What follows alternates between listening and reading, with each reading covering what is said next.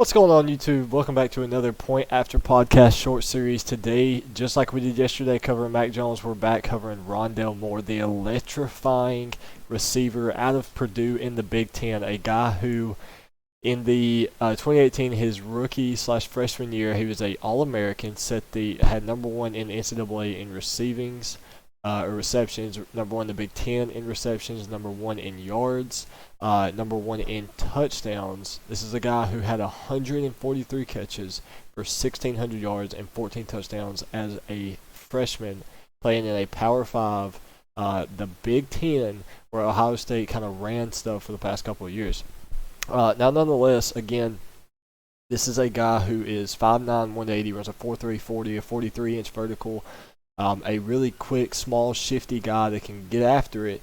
But to me, he's not going to be your number one guy, strictly for the fact that he's 5'9", 180. He's a Tyreek Hill. Yes, Tyreek Hill is a number one receiver for the Chiefs, but in my opinion, I think he's going to be more of a slot guy, and that can do a lot for you when you get the ball in his hands. He's not going to be your Julio Jones or D-Hop or anybody like that. But nonetheless, let's talk about where he's going to end up in the NFL for the 2021 season. I got a couple teams I wrote down, and a couple of them make sense, but to me, a couple of them have too high draft picks for them to take him. But at the same time, I wouldn't be surprised if they did end up taking him in the end. Sorry, I had to mute my TV for a second. So number one, I'm going to start in draft order. We got Cincinnati at number 5. If they sign A.J. Green back, I think Rondale Moore would be a good guy to complement him. However, I think they're going to take Jamar Chase at number 5 to join Tate and Tyler Boyd there in Cincinnati for Joe Burrow. Jamar Chase, Joe Burrow just makes sense. Now, do they re-sign A.J. Green? I imagine so, unless somebody offers A.J. more money. So I don't think Rondale Moore would end up in Cincinnati, but it makes sense for him to fit into that void in the Cincinnati Bengal offense. Next, we have number 8, Carolina. Again, this is an offense who don't really have a number one receiver. You have a bunch of twos. You have DJ Moore. You have Robbie Anderson. You have Curtis Samuel. You have the guys who fit this type of build, quick, shifty playmakers, but they're not a Julio Jones. They're not a D-Hop. They're not a T.Y. They're not a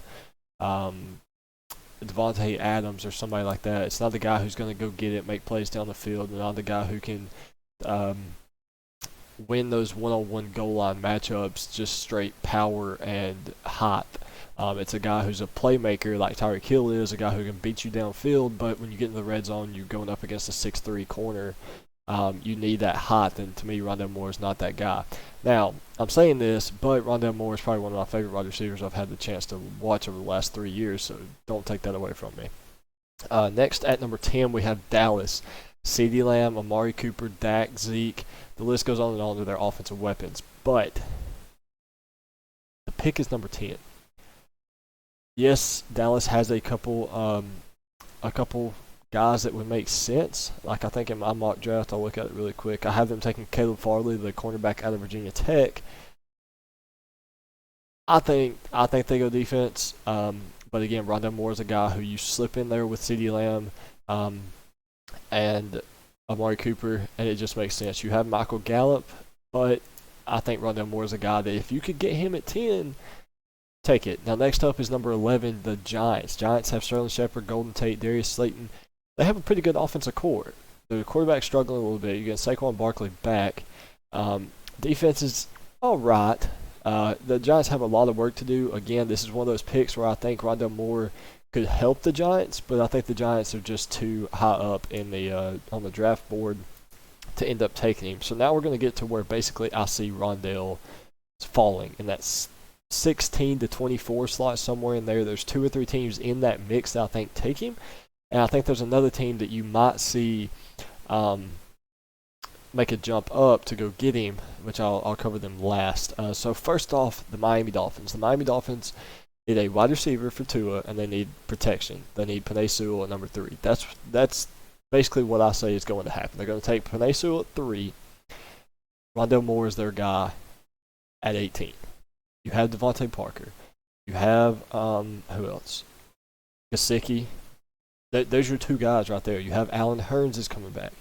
Rondale Moore is a perfect fit for this Dolphins offense. If he's available at 18, expect the Dolphins to take him. Now, they could also go flip side, take Devontae Smith at 3, Rashawn Slater at 18. That wouldn't surprise me either. But I think if Rondale Moore is available at 18, they take Penei Sewell at 3, Rondale Moore is going to Miami and will be the number 2 receiver for Tua behind Devontae Parker. So after them, we have Chicago, who I don't think they're going to re-sign A-Rob, which leaves them with Darnell Mooney, Riley Ridley, and Javon Wims. Now, there's talk of them cutting some of those guys to free up cap space to make a run for another free agent wide receiver. I just don't think – I think they probably keep all 3 of them, attack receivers maybe next free agency or next year, because all those guys are still very young. But again, Chicago at number 20 could possibly take Rondale Moore. I wouldn't be surprised if they did. After that, we have the Jets at 23. I didn't really look into them as far as who they have on offense and whatnot, because they have 2 first-round picks. They're going to take a quarterback at 2. I say that. Now, Sam Darnold is a really, really good quarterback in the NFL. He just has, you see flashes of it. He has no protection. He has no weapons. He has nothing. So Sam Darnold could still be the guy in New York come fall 2021. Don't be surprised if maybe they trade out of 2. Maybe you see Carolina go from 8 to 2. Maybe you see the Falcons go from 4 to 2. Hell, maybe the Packers trade up. A lot can happen. There's still a month and a half before the draft. A lot can happen between now and then. But the Jets is another option at Rondale Moore at 23. Now, the team I was talking about possibly making a run, last year they trade up to draft a quarterback who's not going to play for 2 or 3 more years, at least. Green Bay, Devontae Adams, Marquez Valdez-Scantling, Alan Lazard. I'm pretty sure they signed Tavon Austin. I don't know if he played, but I think they have him on the roster for this season. It's just one of those guys that you've screwed up so many times in the first round for years and years and years. You're 1 game away from the Super Bowl last year, 2 games away from the Super Bowl this year. You got to get a weapon. And if Rondale Moore is there, Rondale Moore is your guy in Green Bay. But if I had to make one pick where Rondale Moore is going, he's going 18 to the Miami Dolphins next month. Let me know where you think Rondale Moore ends up. Go check out our video we put out yesterday on Mac Jones and the video we did the other day on the NFL mock draft covering 1 through 10 and a little bit of the rest. Just finished out the first round.